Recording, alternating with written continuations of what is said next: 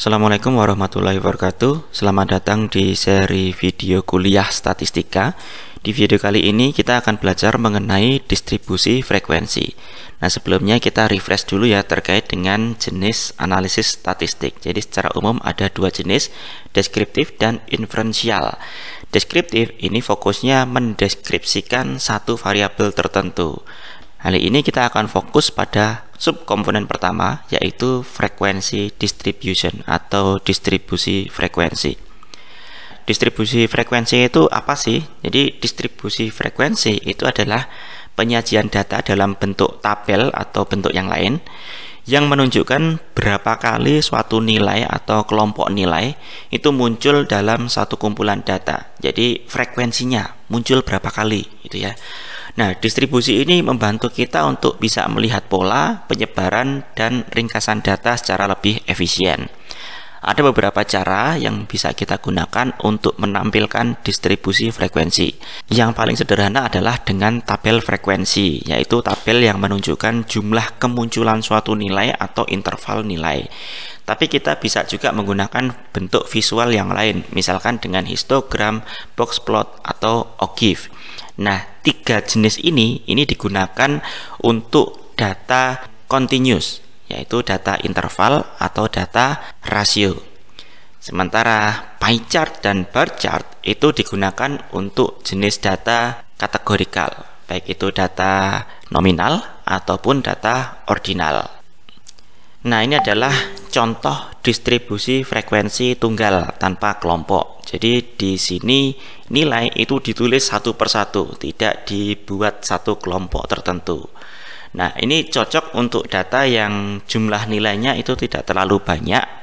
Jadi misalkan di sini ada contoh nilai ulangan 20 siswa, variasi datanya itu tidak terlalu banyak, hanya ada 5 nilai unik gitu kan. 70, 75, 80, 85, 90.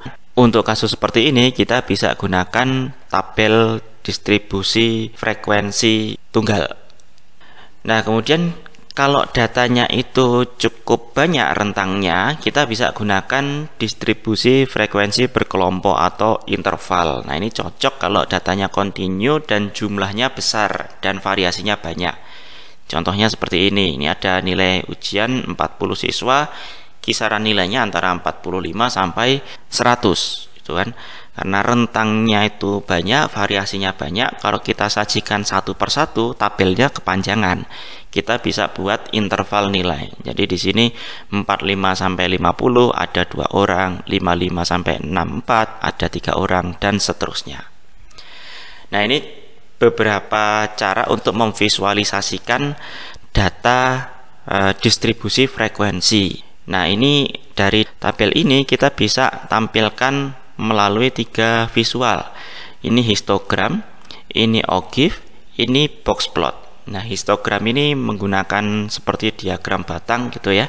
Jadi di sumbu X-nya itu adalah nilai, di sumbu Y-nya itu adalah frekuensi. Jadi misalkan yang dapat nilai 70 ada 3 orang. Nah, di sini 70 frekuensinya 3. 80 ada 6 orang. Nah, ini sesuai dengan tabel frekuensinya tadi. Nah, ini OGIF ini menunjukkan frekuensi kumulatif. Jadi karena ini kumulatif, jadi pasti semakin ke kanan nilainya akan semakin meningkat.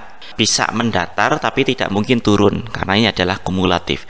Jadi kalau kita lihat di sini nilai 70 frekuensinya 3. Jadi di sini di sumbu X ini ada nilai, di sumbu Y itu adalah frekuensi kumulatifnya. Jadi di sini nilai 70 frekuensinya 3. Kemudian 75 frekuensinya 4. Nah, berarti kumulatifnya adalah 3 ditambah 4, 7. 75 di sini nilainya 7. 80 nilainya berarti kumulatifnya 3 ditambah 4 ditambah 6, 13. Jadi 80 di sini ada 13. Jadi meningkat terus. Kita bisa menggunakan OGIF ini untuk melihat tren gitu kan, untuk melihat tren. Kenaikan paling curam itu di mana atau pelandaiannya itu di mana gitu. Jadi kita bisa lihat trennya seperti apa. Ini biasanya kalau pas zaman COVID dulu ya, untuk men-tracing jumlah kasus per hari gitu kan. Nah, kita bisa gunakan frekuensi kumulatif ini. Jadi kita tahu peningkatan paling drastis itu di hari keberapa atau pelandaiannya itu pas kapan gitu ya. Nah, cara yang ketiga adalah dengan box plot. Di box plot ini ada beberapa komponen yang ditampilkan. Di tengah-tengah ini adalah median nilainya. Jadi kalau kita urutkan ini ya, mediannya itu kan 80 kan. Jadi di tengah-tengah ini adalah mediannya 80. Nah, di ujung kotaknya ini adalah kuartil 1, ini adalah kuartil 3. Ini Q1, ini Q3. Nah, ini kalau kita hitung Q1, Q3-nya, Q1-nya 75, Q3-nya 85. Nah, nanti kita akan pelajari itu lebih lanjut ya di materi tentang kuartil. Nah, kemudian di sini ini adalah min dan ini adalah max, nilai terendah, nilai tertinggi. Nah, ini kita juga bisa melihat distribusinya, tapi tidak secara langsung ya. Tapi dari box plot ini kita juga punya gambaran bagaimana sih bentuk distribusinya gitu. Nah, kemudian kalau datanya adalah data kategorikal atau data yang bukan angka sesungguhnya, kita bisa menggunakan diagram batang ataupun pie chart gitu ya.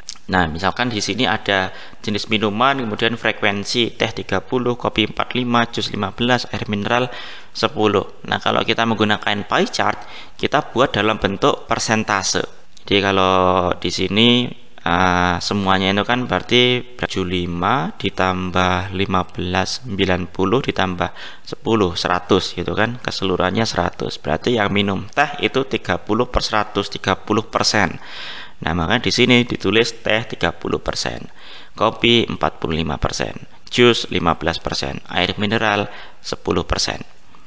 Nah, kalau diagram batang itu di sumbu X-nya itu jenis minumannya, kemudian sumbu Y-nya itu adalah frekuensinya. Bedanya dengan histogram apa? Kalau diagram batang itu antara satu nilai dengan nilai yang lain itu tidak saling berempet-empetan, jadi terpisah gitu ya, karena mereka adalah dua kategori yang terpisah. Kalau histogram karena itu adalah data kontinum, mereka biasanya nilainya mepet-mepet gitu. Itu beberapa cara untuk menampilkan distribusi frekuensi. Apabila ada pertanyaan, bisa dituliskan di kolom komentar. Assalamualaikum warahmatullahi wabarakatuh.